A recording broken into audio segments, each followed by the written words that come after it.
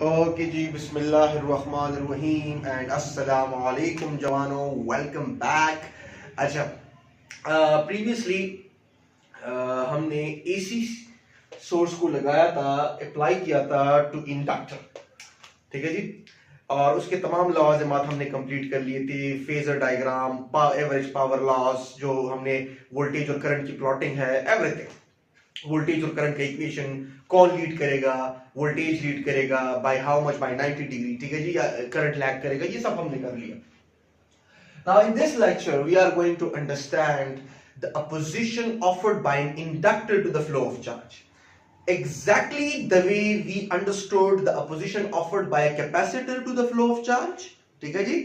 So we are going to understand the same thing for the inductor, लेकिन यहां पर जो अपोजिशन ऑफर होगी उसके डायनामिक्स जो हैं, या उसके लवाजिमात जो हैं, या उसका जो भी जिस तरह से प्रोसीजर है, वो अपोजिशन ऑफर्ड बाय कैपेसिटर से मुख्तलिफ होगा, ठीक है जी।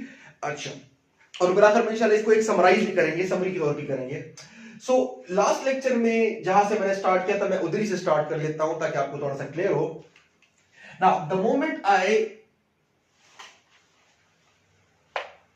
Close the circuit, so this is AC source, sinusoidally varying source, right? If this is time, right, तो आपके पास जो EMF यहां पर है, या जो वोल्टेज ये प्रोवाइड करेगा यहां पर, वो आपके पास क्या होगा जी?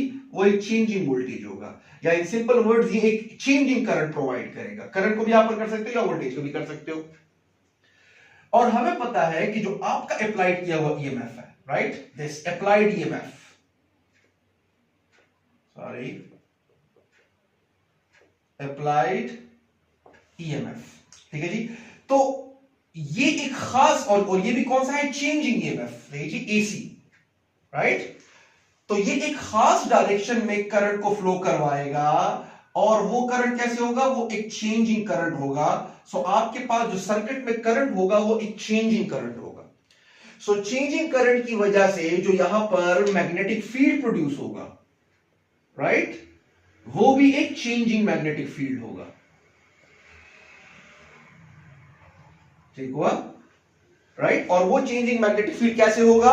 कभी ज्यादा तो कभी कम, कभी ज्यादा तो कभी कम, और साथ में नॉर्थ और साउथ की पोलैरिटीज भी क्या होती चली जाएंगी?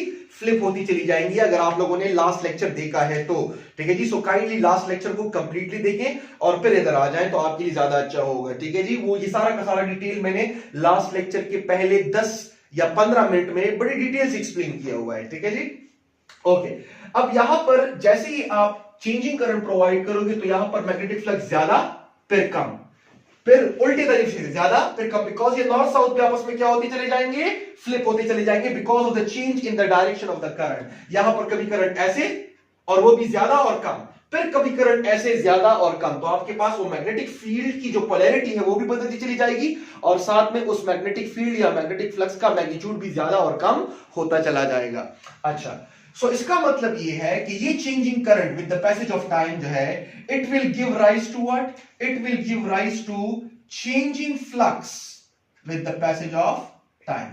कम से कम टाइम में जितना ज्यादा करंट चेंज करोगे, मतलब आपने एक ऐसा एसी सोर्स लगाया हुआ है कि जो जिसकी फ्रीक्वेंसी बहुत ज्यादा है, जिसकी फ्रीक्वेंसी ज्यादा है, this is clear. For example, अगर मैं इसी के मुकाबले में एक ऐसा सोर्स लगा दूं लाइक दिस, राइट, सो जाहिर सी बात है ये भी एसी है, वो भी एसी है, लेकिन यहां पर जो चेंज है वो कुछ ज्यादा ही आ रहा है in a less amount of time, ठीक है जी। सो यहां पर अगर आपने ज्यादा चेंजिंग EMF फ्रीक्वेंसी वाला या ज्यादा फ्रीक्वेंसी वाला एसी सोर्स अप्लाई किया है, तो वो क्या करेगा? वो कम से कम टाइम में ज्यादा करंट को चेंज करेगा। जब आपके पास कम से कम टाइम में ज्यादा करंट चेंज होगा तो यहां पर उसी कम टाइम में फ्लक्स की मिकदार में जो चेंज आ रहा है वो भी ज्यादा होगा। अच्छा, अब जब फ्लक्स की मिकदार में चेंज जब आएगा तो according to the Faraday law, यहां पर मैं ब्लू से लिख लेता हूं, सही जी, फ्रॉम फैराडे लॉ, ताकि आपको हवाला पता चले। From Faraday law we know that, ठीक है जी, कि यहां पर आपके पास एक दूसरे EMF ने आ जाना है, that will be an induced EMF। This is your applied EMF, this is an induced EMF, ठीक है जी। अच्छा, और ये हमेशा एक ऐसी डायरेक्शन में करंट को फ्लो करवाएगा, बिकॉज ये भी तो EMF है ना, हालांकि ये ना दिखने वाला ईएमएफ है, ये सिर्फ फील करने वाला ईएमएफ है, ठीक है जी। सो ये अपना एक करंट फ्लो करवाने की कोशिश करेगा, अपनी इजारादारी कायम करने की कोशिश करेगा, that will be an induced current, ठीक है जी, जिसे हम कभी कभार एडी करंट्स भी कह देते हैं। प्लीज लास्ट वीडियो को देखें तो और भी क्लियर होगा, ठीक है जी। अगर ये इंड्यूस करंट हम चाहते हैं, अगर ये हमारा डिजायरेबल करंट है तो हम इसे इंड्यूस करंट ही कह देते हैं, और अगर ये इंड्यूस करंट हमारा डिजायर्ड करंट नहीं है बल्कि ये उल्टा हमें नुकसान पहुंचा रहा है और हमारी एनर्जी को जाया कर रहा है, तो ये हमारा, हम इसको इसी इंड्यूस करंट को फिर एडी करंट का नाम दे देते हैं, ठीक है जी। So eddy currents are nothing but induce current if it is not in our favour. Let me say this again one more time, eddy currents are nothing but an induced current, right? But when this current is not in our favor, when it loses our energy, when it acts like a parasite, ठीक है जी। सो जिस तरह के मैं बार बार कह चुका हूं कि ट्रांसफार्मर के अंदर अगर आप देखो तो एक इंड्यूस करंट हो रहा है आपके पास, किसके अंदर? सेकेंडरी कॉइल के अंदर, राइट? वो इंड्यूस करंट है ना, बिकॉज प्राइमरी और सेकेंडरी का आपस में कोई फिजिकल कनेक्शन है ही नहीं। लाइक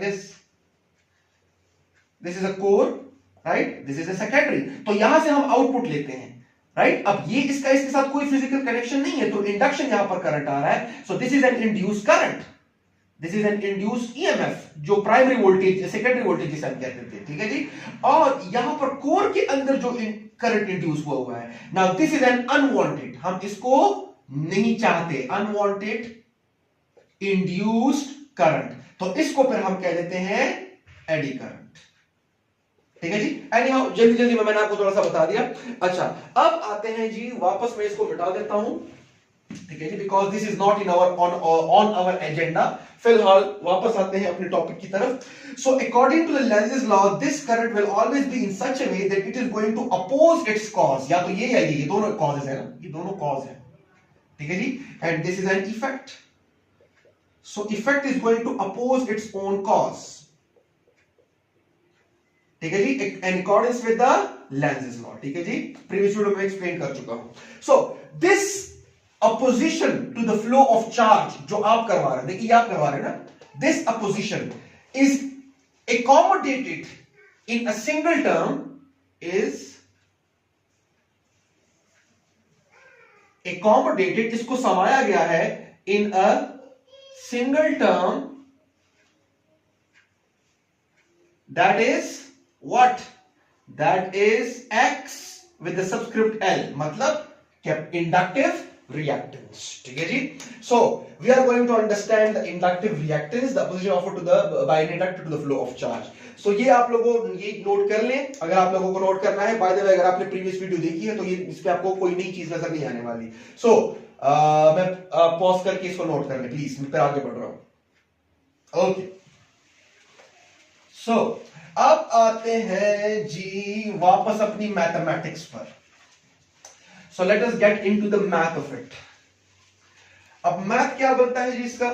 मैथ इसका ये बनता है कि वी नो दैट कि जो भी आपने ईएमएफ यहां पर अप्लाई किया, let me represent that by the RMS values. E RMS is equal to I RMS multiply by what? E RMS is equal to I RMS into यहां पर जो अपोजिशन है वो फिलहाल एक्सएल है, so that is X, because आपको ना तो सर्किट में कैपेसिटर नजर आ रहा है, ना सर्किट में आपको कोई रेजिस्टर नजर आ रहा है। और याद रखिएगा, अक्सर स्टूडेंट कहते हैं कि वायर तो है और वायर की कुछ ना कुछ रेजिस्टेंस तो होती है, तो आर तो है, लेकिन हमने एज्यूम करना है जब आप इंडक्टर, ये बड़ी इंपॉर्टेंट बात है बच्चे, जब आप इंडक्टर की बात करते हो तो इंडक्टर जिस वायर से बना होगा ना, उस वायर की रेजिस्टेंस जो है वो आपने जीरो कंसिडर करनी है, ठीक है जी। देखिए रेजिस्टेंस की बात कर रहा हूं, इंडक्टिव रिएक्टेंस की बात नहीं कर रहा है। इंडक्टिव रिएक्टेंस तो according with the Lenz law oppose करता है करंट को, वो वाली अपोजिशन के बारे में मैं बात कर रहा हूं जो कि वायर के अंदर अपनी होती है, जब आप वायर के अंदर करंट को फ्लो करवाते हो, ये वाली अपोजिशन की मैं बात कर रहा हूं, रो एल बाय ए। जो आपके पास ये वायर हो तो उसका क्रॉस सेक्शनल और उसके लेंथ और उसके नेचर पे ये वाला हम जो है वो जीरो इमेजिन करेंगे, एज्यूम करेंगे, ठीक हुआ जी। ओके, अब आते हैं किसकी तरफ, बिकॉज वैसे बात ये वायर से ही बना है ना, तो स्टूडेंट कहते हैं कि इसका अपना रेजिस्टेंस तो होगा वायर का, तो इंडक्टर जिस वायर से बना होगा उसका हम यहां पर रेजिस्टेंस एज्यूम नहीं करेंगे, उसका सिर्फ एक ही अपोजिशन होगा, to the flow of charge, that will be in the terms of the Lenz's law, that will be inductive reactance. ठीक है जी, ओके। अब यहां पर अगेन मैंने आपको पहले भी बताया है कि मैं ईएमएफ को रिप्रेजेंट करूंगा या रिप्लेस करूंगा बाय द वी, बिकॉज मैं इंटरनल रेजिस्टेंस जो है वो एज्यूम नहीं कर रहा। सो मैं सिंपल कह सकता हूं, बिकॉज अगर ईएमएफ जिस टर्म में चेंज हो रहा है तो वो जो वोल्टेज इन दो पॉइंट्स के दरमियान अप्लाई कर रहे हैं वो भी उसी टर्म में चेंज हो रहा है, या इन दो पॉइंट्स के दरमियान जो एग्जिस्ट करेगा। So VRMS is equal to IRMS into XL, और लास्ट टाइम XC हुआ करता था, ठीक है जी, और रेजिस्टर के टर्म में सिर्फ R लगेगा। तो यहां पर आपके पास क्या आ जाएगा जी कि I can represent it by this. Similarly, this thing can be replaced by this, and this is XL, right? Under root 2 or under root 2 cancel, so V naught is equal to I naught XL. ठीक हो जी? अच्छा जी, अब यहां पर again from the previous जो हमारे पास lecture है, right, अगर मैं यहां पर स्क्रीनशॉट दे सका उसका तो मैं उसके अंदर लेबल कर दूंगा यहां पर, ठीक है जी। सो उससे हमने एक इक्वेशन उठाना है, और वो क्या था, वो आपके पास जो इक्वेशन आ रहा था वो आपके पास कुछ ऐसे आ रहा था, दैट वाज कि the peak value of the voltage is actually equal to I not omega L, सही जी, या L I नॉट ओमेगा, इस तरह मैंने शायद लिखा होगा L I नॉट ओमेगा, ठीक है जी। This is from the previous video जब हम इसी को अप्लाई कर रहे थे टू प्योरली इंडक्टिव सर्किट, ठीक है जी। मैं यहां पर शायद स्क्रीनशॉट दे दूंगा लिंक के अंदर, मैं उसी वीडियो की डिस्क्रिप्शन के अंदर मैं उसी वीडियो का लिंक भी दे दूंगा इसी प्लेलिस्ट के अंदर जो पिछली वाली वीडियो है। तो यहां पर I will put what L I not omega is equal to I not into XL। I not और I नॉट कैंसिल हुए, सो इसका मतलब है कि XL is suppose to be equal to omega times of L. This is the required equation, or you can say that XL is equal to 2 pi F into L, ठीक है जी, ठीक है। तो साफ नजर आ रहा है कि XL दो चीजों पर डिपेंड कर रहा है। Number one, XL is directly related to the frequency of the source, right? This one. And XL is also directly related to the amount of the induction, the self inductance. अगर आपको ये equation याद है, so self inductance is actually equal to the EMF induced divided by the rate of change of current. कि कितना current कितने time में change करने से कितना EMF इंड्यूस हुआ है उसके अंदर, सही जी, कि आपको पता होना चाहिए, ठीक है जी। By the way deserve the video to itself, लेकिन आपको सेल्फ इंडक्टेंस का टॉपिक पता होना चाहिए। अब यहां पर मैं इसको एक्सप्लेन नहीं कर सकता, दिमाग में होना चाहिए, ठीक है जी। ये दोनों चीजों पर डिपेंड कर रहा है। अगर कम से, यहां पर सिर्फ बता देता हूं थोड़ा सा कि अगर कम से कम टाइम में, फॉर एग्जांपल लेट अस से मैं 1 एम्पियर का करंट चेंज कर रहा हूं, देखते जाएं, I am changing a current by the rate of 1 ampere per second. Her 1 second के अंदर मैं 1 एम्पियर का करंट चेंज कर रहा हूं, और उससे हमारे पास जो ईएमएफ यहां पर इंड्यूस हो रहा है according to the Faraday law of electromagnetic induction, let us से वो है कितना, 1 वोल्ट। तो हम कहते हैं कि now the mutual inductance is said to be equal to 1 henry, सही जी, after the scientist James Henry, जो कि फैराडे लॉ के साथ ही उसने ये चीजें की थी, सही जी, मतलब एक साथ ही दोनों ने किया था, one was in America and one was in England, ठीक है जी।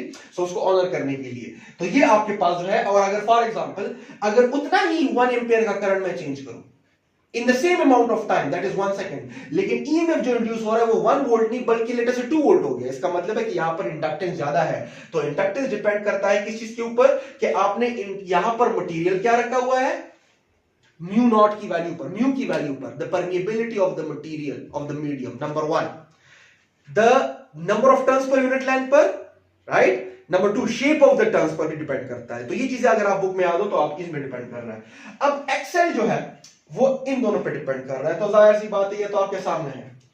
फ्रीक्वेंसी ज्यादा का क्या मतलब है, ज्यादा चेंजिंग जब होगा तो ज्यादा करंट चेंज होगा with the passage of time, ज्यादा करंट चेंज होगा with the passage of time, तो ज्यादा rate of change of flux, ज्यादा rate of change of flux means ज्यादा इंड्यूस्ड ईएमएफ, एंड ज्यादा इंड्यूस्ड ईएमएफ मींस कि वो और भी ज्यादा अपने ही कॉज को क्या करेगा, अपोज करेगा, which happens to be this XL, the position offered by the inductor। ठीक हुआ जी। जो अभी थोड़ी देर पहले मैंने वीडियो के शुरू में यहां पर क्या किया था, वो जो शजरा है ना सब मैंने बनाया हुआ था, सो उसको फिर से रिवाइंड करके देख लें। तो ये तो बिल्कुल सिंपल है, ये भी आपके पास सिंपल है कि अगर कम से कम करंट को मैं चेंज कर रहा हूं, राइट, और उस कम करंट की चेंज की वजह से ज्यादा ईएमएफ इंड्यूस हो गया है, ज्यादा ईएमएफ जो है वो क्या हो गया है, इंड्यूस हो गया है, तो ज्यादा ईएमएफ की इंड्यूस होने का क्या मतलब है कि उसने क्या करना है, उसने ज्यादा अपोज करना है अपने कॉज को, और वो अपोज क्या है, वो यही चीज है। ठीक है जी, सही है। So this is the thing कि इन दो पे डिपेंड कर रहा है। अब मैं यही चीज एक्सप्लेन करना चाहता हूं for DC and for AC. मैं देखना चाहता हूं कि अगर यहां पर मैं डीसी अप्लाई कर दूं तो क्या होगा, और एसी तो आपके सामने ही है। ठीक है जी, सो देखते जाएं। अब अगर मैं इसको मैं रिमूव कर देता हूं, I need to wipe this thing off, so kindly video को पॉज करके इसको लिख लें। ठीक है,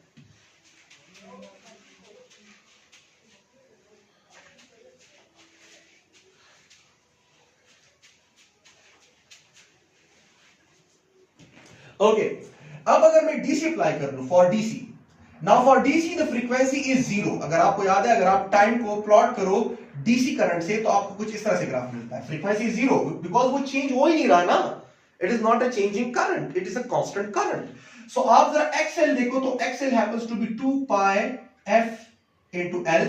तो आप क्या करोगे, यहां पर जीरो पुट करोगे, तो zero multiply by anything is zero. इसका मतलब है XL is equal to zero, लेकिन ओनली फॉर डीसी।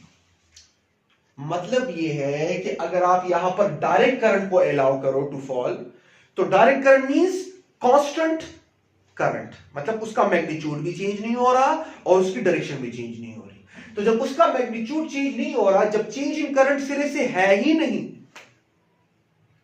ठीक है जी, जब चेंज इन करंट सिरे से है ही नहीं, ठीक है जी, तो फ्रीक्वेंसी क्या है यहां पर, जीरो ना। फ्रीक्वेंसी जीरो का क्या मतलब है कि चेंज इन करंट नहीं है। तो जब चेंज इन करंट सिरे से है ही नहीं, तो यहां पर आपके पास चेंज इन फ्लक्स ही नहीं होगा। तो जब चेंज इन फ्लक्स नहीं होगा, तो ईएमएफ इंड्यूस नहीं होगा, और जब इंड्यूस ईएमएफ नहीं होगा, तो उसने अपने कॉज को अपोज करना ही नहीं, बिकॉज वो सिरे से उधर है ही नहीं। ठीक है जी, सो दैट्स द थिंग कि जब अपोज नहीं करेगा तो XL for DC is zero. लेकिन एसी के लिए जाहिर सी बात है, एसी की फ्रीक्वेंसी जीरो नहीं होगी। अब वो ज्यादा भी हो सकती है, कम भी हो सकती है, depending upon the rotation of the armature inside a magnetic field. Depend करता है ना आपके ऊपर। फॉर एग्जांपल, अब पाकिस्तान में जो फ्रीक्वेंसी है जो हमें मिल रही है, that is 50 hertz, but in America, in American states the frequency is 60 hertz. ठीक है जी, so that is the thing, different आपके पास हो सकती है। तो फ्रीक्वेंसी ज्यादा भी हो सकती है, कम भी हो सकती है। ठीक है जी, so depending upon the frequency of the AC, XL भी उसी के मुताबिक क्या करेगा, अपनी अपोजिशन फराहम करेगा। But the simple thing is कि XL will be non zero for AC. मतलब एसी को, अल्टरनेटिंग करंट को इंडक्टर जो है वो कुछ ना कुछ अपोजिशन प्रोवाइड करेगा, जबकि डीसी को कोई भी अपोजिशन जो है वो इंडक्टर की तरफ से प्रोवाइड नहीं होने वाला। ठीक है जी, सो यहां पर आप क्या कह देते हैं कि याद रखिएगा, inductor always blocks AC, and the magnitude of the blocking of AC depends upon the frequency of the source of AC. ठीक है जी, let me say this again, the magnitude of the blocking of AC, या the magnitude of the opposition offered by the inductor to the alternating current depends upon the frequency of that particular alternating current. ठीक है जी, greater the frequency, greater the opposition offered. ठीक है जी, अच्छा, but the other thing is कि inductor can never block DC.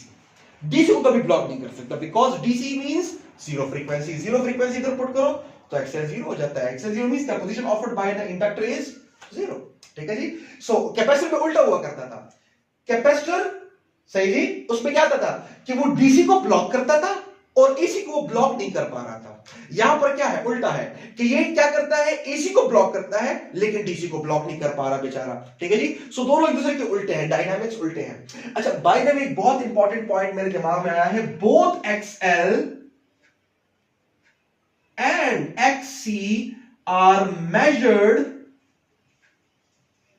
In terms of what, ohm. याद रखिएगा, दोनों का ही यूनिट क्या है, ओम है। ठीक है जी, because after all they both represent the opposition offered to the flow of charge, and whenever the opposition is offered to the flow of charge, it is measured in terms of ohms. जरूरी नहीं कि सिर्फ resistor हो। ठीक है जी, अगर capacitor भी charge के फ्लो को अपोज कर रहा है तो उस अपोजिशन को हम रिप्रेजेंट करेंगे इन टर्म्स ऑफ ओम्स, और अगर इंडक्टर भी चार्ज के फ्लो को अपोज कर रहा है तो उस अपोजिशन को हम मेजर करेंगे या एक्सप्रेस करेंगे इन टर्म्स ऑफ ओम्स। और बाय द वे अगर आप इन इक्वेशन से ये जो XL is equal to 2 pi FL and XC is equal to 1 over 2 pi FC, आप इन दोनों के डायमेंशंस निकालो तो आपको ओम के मिलेंगे। ओम के क्या डायमेंशंस हैं? That is V divided by I is equal to R। इसका मतलब है कि वोल्ट पर एम्पेयर, राइट। तो आप इससे निकालो तो आपको वोल्ट पर एम्पेयर मिलेगा, और इधर से अगर निकालो तो आपको वोल्ट पर एम्पेयर ही मिलेगा। ठीक है जी, राइट। करके दिखाऊं? दिखाऊं यार? ये होमवर्क ले लो, बड़ा होमवर्क ले लो यार। नहीं लेते? चले मैं करके दिखा देता हूं। ठीक है जी, सो जल्दी जल्दी मैं कर देता हूं। मैं I need to wipe this thing off, so kindly जल्दी जल्दी लिख ले इसको। सो जल्दी जल्दी मैं कर देता हूं। तो फर्स्ट थिंग फर्स्ट, XL को देखें। ठीक है जी, XL is actually equal to 2 pi FL। ठीक है जी। अच्छा, अब 2 पाई का कोई यूनिट नहीं बनता, कांस्टेंट है। फ्रीक्वेंसी का यूनिट क्या है? 1 ओवर सेकंड, हर्ट्ज। और L का यूनिट क्या है? देखिए, volt. Henry is actually volt पर एम्पेयर इनटू सेकंड। तो इसका मतलब यह कि यहां पर क्या है कि वोल्ट डिवाइडेड बाय एम्पेयर पर सेकंड। सेकंड और सेकंड कैंसिल हुआ, तो क्या बचा आपके पास? वोल्ट पर ampere, which happens to be equal to what? Ohm. ठीक हुआ जी, right. Now the same I can do for the XC as well. देखिए जरा, XC is actually equal to 1 over, अब 2 पाई का कोई यूनिट नहीं बनता, फ्रीक्वेंसी का यूनिट क्या बन जाएगा? 1 डिवाइडेड बाय सेकंड। और C क्या है? Is from Q is equal to CV। C is actually equal to Q by V। इसका मतलब यह है कि कूलम, सही जी, डिवाइडेड बाय वोल्ट। तो C की जगह क्या पुट कर सकता हूं? Coulomb divided by volt. ठीक हुआ जी, राइट। अच्छा जी, अब ऐसे कर ले कि XC इज इक्वल टू, उल्टा कर ले तो आपके पास क्या हो जाएगा? It will be volt divided by second, सही जी, इनटू, बल्कि सेकंड भी ऊपर चला जाएगा। ठीक है जी, सेकंड, वोल्ट इंटू सेकंड ऊपर चले जाएंगे, कूलम नीचे रह जाएगा। So this is coulomb, right. And what is coulomb? I is equal to Q by T, so Q is supposed to be equal to I into T। इसका मतलब है कि coulomb is actually equal to ampere into second, so XC is equal to volt into second divided by, coulomb की जगह क्या लिख सकता हूं? Ampere into second। सेकंड और सेकंड सरो करो, and again it is volt पर ampere which happens to be what? ओम। ठीक है जी, सो दोनों के डायमेंशन ओम के ही निकलते हैं। So we will measure it in terms of ohm। ठीक है जी, so that's the end of the lecture। अस्सलाम वालेकुम।